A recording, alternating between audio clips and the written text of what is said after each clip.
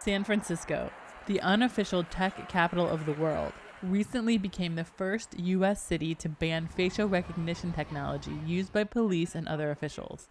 Those who support the ban say this type of tech is a threat to civil liberties.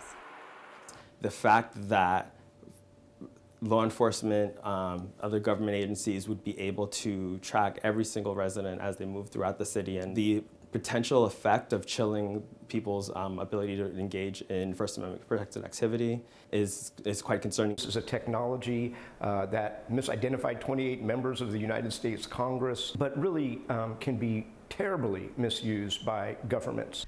China has embraced the facial recognition technology as part of its massive domestic security operation. It even uses it in some public restrooms to dispense toilet paper. Facial recognition software is not new, but it has become much more sophisticated in recent years. Apple uses facial recognition as a feature to unlock the latest iPhones. Amazon shareholders voted on 2 measures to limit Amazon's use of its own facial recognition technology. Both failed. Lawmakers in Washington are still assessing the technology's impact on civil rights. We've never seen anything like this technology before. Critics argue that facial recognition technology is sometimes flawed and fails more often when identifying women and people of color. At a minimum, Congress should pass a moratorium on the police use of facial recognition, as the capacity for abuse, lack of oversight, and technical immaturity poses too great a risk, especially for marginalized communities. But some on the cutting edge of biometrics say that the technology has uses that benefit humanity. I think it's an interesting and exciting time for biometrics. I think this idea that it's the bad guy, there's lots of dystopian images of how biometrics could become this horrible thing, and I think that's really misplaced.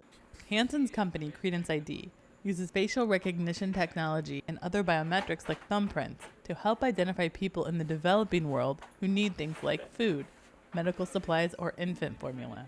He thinks San Francisco's ban is too severe. A ban seems to be the wrong move to me, certainly.